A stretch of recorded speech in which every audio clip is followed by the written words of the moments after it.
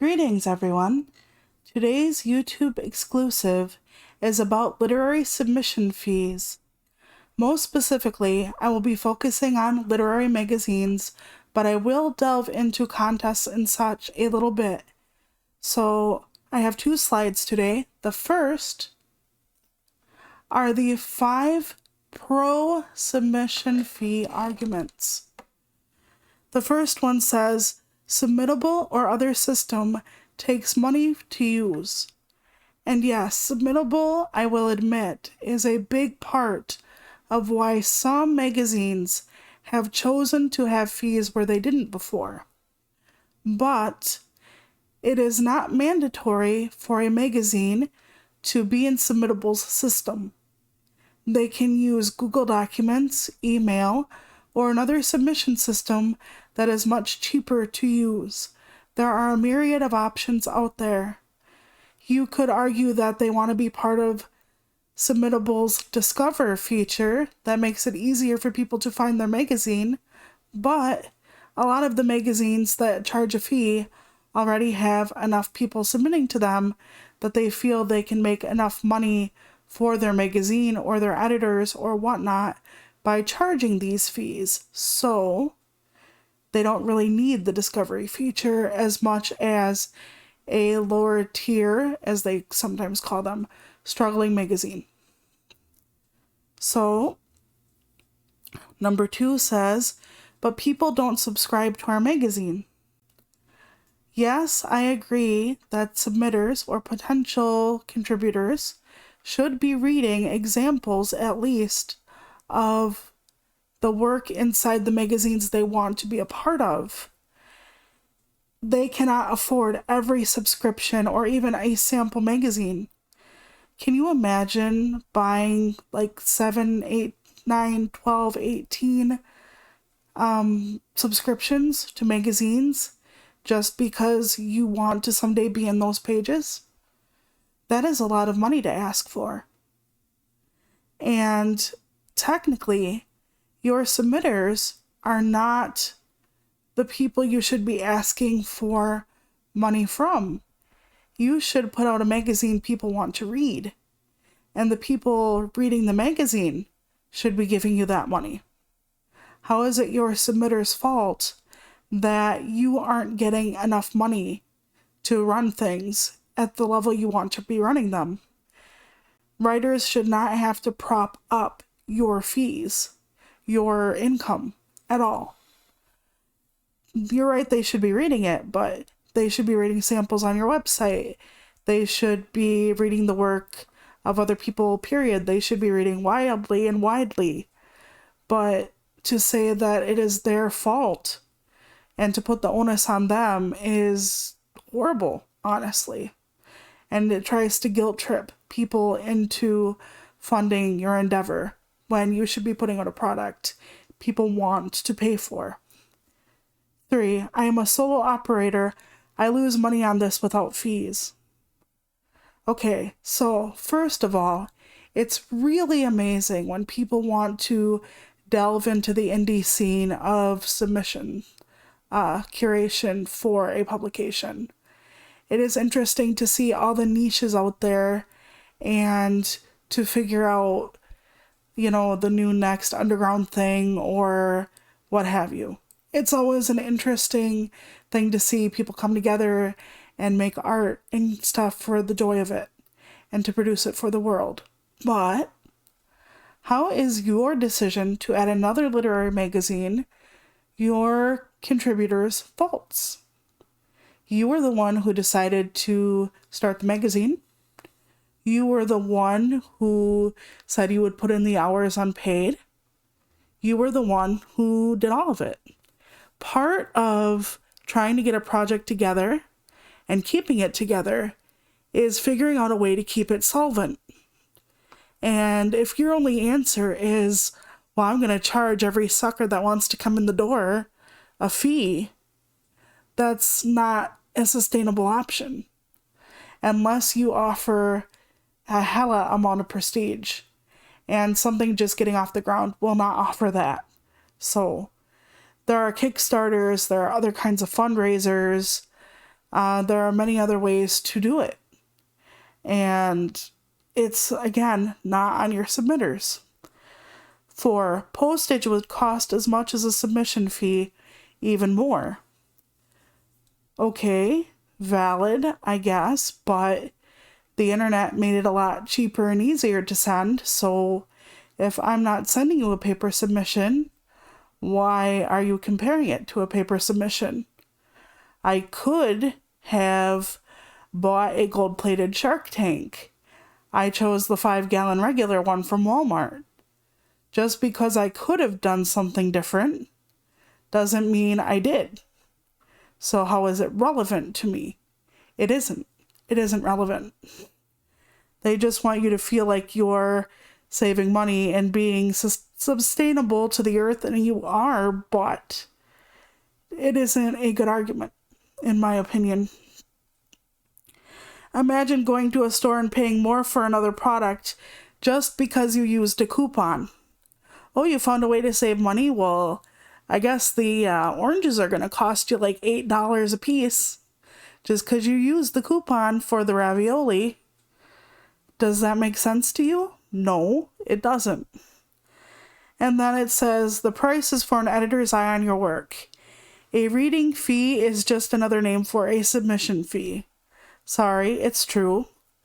There are editors who will offer in-depth feedback in exchange for an optional fee. This is different and a potentially decent use of your money. If you have the money to spare, which a lot of people don't, and you don't really have any other means of getting real feedback on your work, it might be a good thing to actually invest in. But it should always be optional for a literary magazine. They shouldn't say, oh, we're going to give you feedback, but you have to pay. But even if they did that, at least they would be giving you something back than a form yes or no. Because most of the time when you pay in and it's mandatory, you still only get a standard form yes or no. So you're not getting anything any different because everybody pays the same thing. So higher tier publications that have submission fees often solicit most of their submissions from well-known writers because bigger names draw more people into the magazine. But that means they don't pay because they were solicited. So the fewer pages that are left for the slush pile, meaning just regular schmoes that submit, they are still paying the fees to submit for less chances to submit because only like a third of the magazine is left open for slush because the bigger names are already given primo slots. So here's the thing. Say it takes you 30 submissions to get one story published, with half of your submissions requiring a $3 fee. It will take you $45 and a couple of years to find a home for merely one of your stories. One of them. Imagine 12 stories, or 20 stories, or 50. It adds up quick. And a lot of the places that ask you for fees, they will give you some kind of payment, but you will most likely not break even. Not break even at all. Submitting work is giving an editor content for their publication. They make it sound like with these fees, they're giving you a boon. They're giving you a gift by just reading your work, by just telling you no. But they're not, because you and people like you are giving them content, are giving them the stories, poems, essays. You're giving them the stuff they're going to show to their readers. They're going to give stuff to their readers that you made. So it's like applying for a job. You wouldn't ask a plumber to pay $3 just to be considered for the lovely job of replacing your toilet. And then every other plumber in the city also has to pay $3. Well, sometimes that nets out a pretty fair chunk of change if there's a lot of plumbers wanting to fix your particular toilet. Or in this case, submitting to your magazine. Imagine if there's like 1,000 entries each time the submission call goes out. 1,000 entries, $3 a pop. Well, I have $3,000, don't I? And that's not too bad, especially for an online-only magazine. So there are open reading periods at presses for full manuscripts that have fees, but not all presses do. Presses are a different thing entirely. Novelists experience less submission fees than poets and short story collection writers. And that's because for poetry and other short forms, the money just isn't there. So more of the presses will actually ask you for a fee if they're not funded by a university or whatever. But the next slide I want to show you is about contests, because contests are a different beast. Okay? They are more common than magazine submission fees. And there are many reasons for that, but fee-free contests still exist. Fees vary wildly. Individual story and poem contests can charge you anywhere from $5 to $15. And I don't submit to these at all because even if they have a price that's like, let's say $500, the likelihood of you winning isn't that high, and you just said goodbye to, let's say, $10. So you're throwing your money away even faster, unless you can justify it. But there are some literary magazines that will have, like, the best poem of the year wins $100 or something. And they usually choose from everybody already published in the magazine. So there are a lot of different fee-free things. Like nonprofit organizations sometimes host fee-free, or art councils of certain states will have certain chances for contests. If you're looking to publish a book through a contest, it can charge you between $20 to $30 or more. Contests often offer a fair prize, but then again, if you are sending your book out at $25 a pop to 40 publications or 40 presses at this point, and those 40 presses, 39 just took your money, well, if you win $1,000, are you going to net that back? Yeah, maybe, right? But you have to put into how many times. Poets and Writers talks about contests, and usually when they give their contest section, they talk about the median fee, and it's usually at least like $21.42 or $23.43, and they are taking in all the contest fees, including the ones that charge a much lower fee, and averaging them out. So you do thump down a chunk of change, but contests, if they're the right contest, can give a small boost to your career, especially if it's a book contest. So they can offer a $1,000 prize, which is the most common, but some offer more for the book contest and publication. And some people can't undersell the fact that you have won this prestigious, possibly, award and gotten publication out of it. It can really help in some circles sell a few more books. But unfortunately, unless it's a well-known contest, it doesn't really help all that much, but your mileage may vary. Many give submitters a copy of the winning book, so your $20 to $30 will often buy a copy of the book that basically won over yours. So that can be a sting or a boon depending on if you are happy for the other person or if you're bitter about not being chosen or whatever. Some people, at least it's something, right? I mean, if you look at a lot of literary magazines, they're just like, we're going to charge you $5 and tell you no. But these people are like, we're going to charge you 20 and you're at least getting a book. So when you're a writer, I hope you like reading, so that's okay. Individual piece contests vary widely in payment. Yes, they do. I once saw one charge $10 and only give out $50 as a cash prize. And if they only even had 100 people to their contest, they're pocketing a fair chunk of change. And it was only one solo entrepreneur, operator, whatever. And it wasn't even a judge with a fairly big name. It was just them as the editor of the publication. And I was like, holy shit, you're pocketing a fair bit off this. Because they didn't even get anything for it. So, yeah, because they would have only needed 5 people to enter their contest to break even.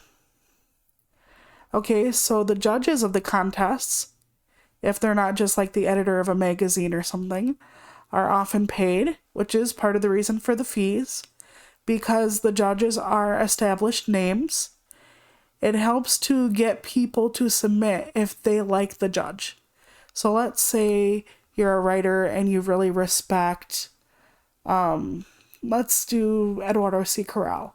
I love him. When he's a guest editor, even if I know he's going to tell me no, I am more likely to submit somewhere where he is judging or editing an issue. I've never paid, but I submitted to, I think, the Puritan when he was guest editing for them, because even if he tells me no, I want my work in front of him because I'm a fangirl and I hate it, but I love it. Okay, so here's the thing. Since a contest can rip your wallet in half and ask you for a $30 fee, sometimes $50, sometimes $20, whatever, it behooves you to research contests carefully. Everything, even a magazine you submit to, should be researched. But since a contest can take more of your money generally,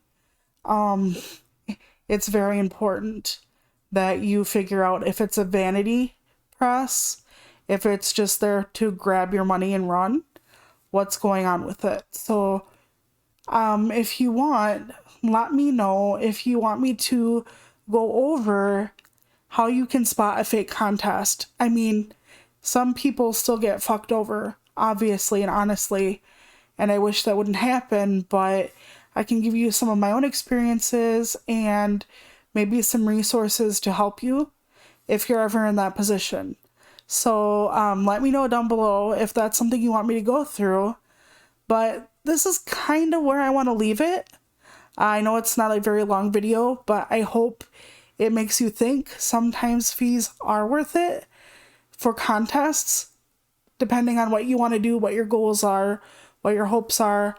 Literary magazine submissions, just to submit to a magazine, I would say never, never, ever, ever is it worth paying for. Especially since a lot of these people solicit half the stuff they get, and they know like the options of picking something from the slush are like 2%, and they're still taking in like hundreds of people's hopeful money. And I don't agree with that. And a lot of contests I wouldn't even pay for, but it really depends. Some people find certain contests worth it, or certain optional fees for literary magazines to get the feedback or to work with an editor or whatever it is they're offering optionally.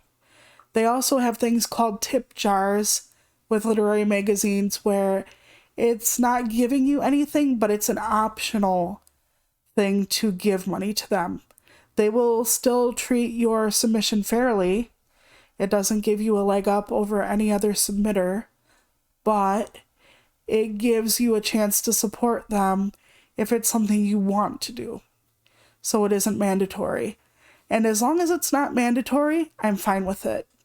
As long as it's just something they're like, hey, if you like us, this is cool, thanks, I'm for that. I really am okay with people saying, hey, if you want to support me, here it is. If you don't, well, just submit and I'll get back to you without any pressure. That's fine.